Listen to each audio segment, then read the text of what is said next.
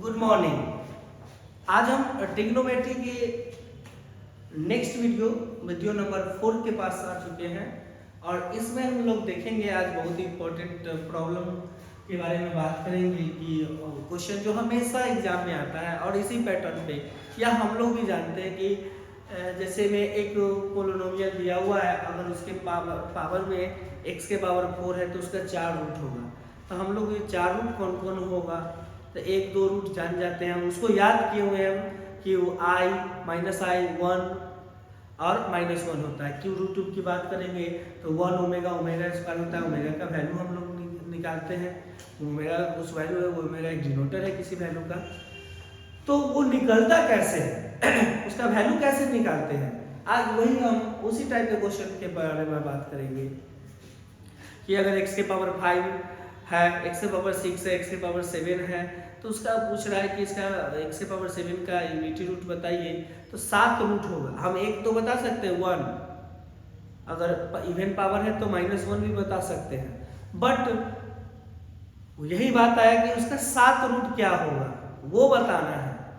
तो वो कौन बताएगा, तो डिमाइवर्स थ्योरम बताएगा। उसके हेल्प से हम लोग कितना भी पावर क्यों ना हो वो हम निकाल सकते हैं, बट साइन कॉस का वैल्यू हमको मालूम होना चाहिए, वो साइन कॉस के वैल्यू नहीं होगा। तो देखते हैं, find the cube root of unity की बात किया है कि ये क्वेश्चन होगा कि find the cube root of unity निकालने के लिए, मतलब कि क्वेश्चन क्या कर रहा है वो हम आपको समझा दे रहे हैं।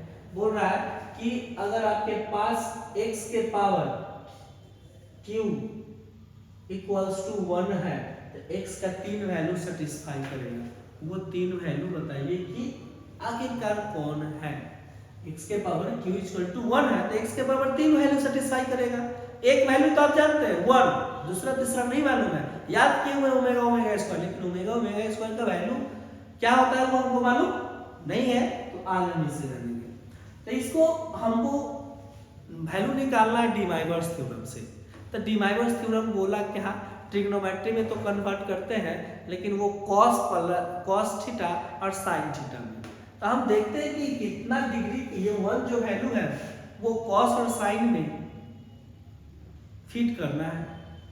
कॉस और साइन जो होता है वो इमेजिनरी पार्ट के साथ है, तो इमेजिनरी पार्ट के साथ है तो इसको हम i × 0 कर सकते हैं।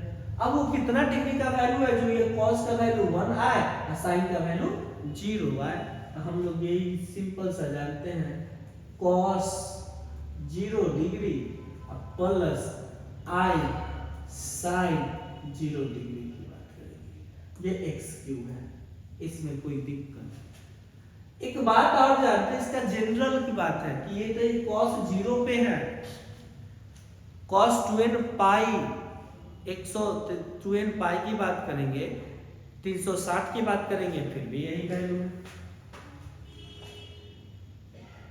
720 की बात करेंगे तो यही वैल्यू है, तो हम क्यों यही लिए। तो हम यहाँ पे ये जब भी एक टर्म रहते हैं जनरल टर्म में, तो cos साइन में हम लोग क्या करते हैं 2n पाई को ऐड कर देते हैं प्लस i sin 2n पाई। अब n बराबर वैल्यू पुट करते जाइए तो cos का मान 1 आते जाएगा, sin का मान 0 आते जाएगा। ये तब यहां से तो ये आ गया x के पावर q। अब x के पावर q राइट साइड आएगा तो x का वैल्यू क्या आ जाएगा cos 2n पाई, ये प्लस 0 है तो इसे प्लस 0 नहीं थी है, प्लस i sin 2n पाई। अब पावर में कितना आ जाएगा 1/3। डिमाइवर्स बोला क्या कि cos प्लस i sin के फॉर्म में अगर पावर है तो उसको कहां पे लेके चले जाओ, एंगल में लेके चले जाओ। तो हम यहां से क्या कर सकते हैं cos 2n pi upon 3 plus i sin 2n pi upon 3, ये आ गया x। अब x बराबर मतलब n बराबर वैल्यू पुट करेंगे 0 1 2, तो हमको 3 वैल्यू दे देगा। तो हम सबसे पहले n बराबर 0 पुट करके देखते हैं, तो x बराबर मेरे पास आ जाएगा क्या, cos 0 plus i sin 0, cos 0 1 plus i into 0, answer कितना 1 एक सेटिस्फाई करता है, तो ये आ गया। हम n बराबर 1 पुट करते हैं तो x बराबर cos 2 pi upon 3 plus i sin 2 pi upon 3 आ गया। अब cos 2 पाई अपॉन 3 का मान कितना होता है, मतलब कि cos pi minus pi by 3 का मान कितना होता है, cos pi minus pi by 3 का मान कितना होता है, तो ऐसे चेक कर लेंगे। पाई कहाँ पे है, ये है -3 सेकेंड क्वाड्रेंट में, सेकेंड क्वाड्रेंट में cos का मान निगेटिव होता है, cos का मान क्या होता है निगेटिव, तो हम पहले तो निगेटिव लिखेंगे, कोई दिक्कत। उसके बाद बताइए पाई बाई 3 मतलब कि 60 डिग्री का मान कितना होता है, cos 60 का मान कितना होता है, तो वो देख लेंगे। तो cos 60 का मान जो होता है वो 1/2 होता है, cos 60 डिग्री का मान 1/2 होता है, तो 1/2 plus i sine second quadrant में है पॉजिटिव होगा, और साइन 60 का मान कितना होता है √3/2, √3/2 वैल्यू कितना गया -1 प्लस i √3/2, इसी को हम लोग ओमेगा बोलते हैं, क्या बोलते हैं ओमेगा बोलते हैं।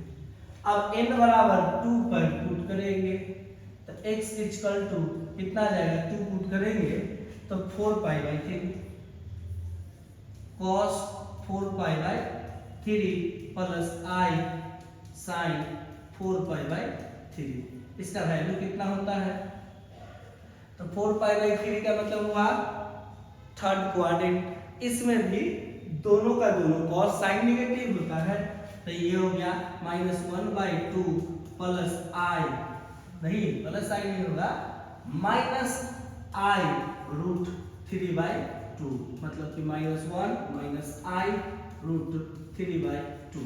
तो मेरे पास रिजल्ट क्या है वो बताते हैं।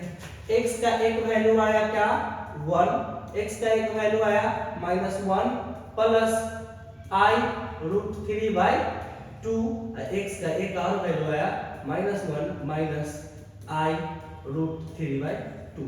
इसको हम लोग ओमेगा बोलते हैं, इसको हम लोग ओमेगा स्क्वायर बोलते हैं, तो यही ओमेगा स्क्वायर का वैल्यू है। अब ये तीन वैल्यू तीन के पावर में क्यों डालिए और आंसर क्या देगा 1 देगा, तो ये निकाल सकता है। एक बात और कॉम्प्लेक्स नंबर की बात इसमें लेके आते हैं कि अगर कोई भी कॉम्प्लेक्स रूट आता है तो वो कंजुगेट पेयर होता है।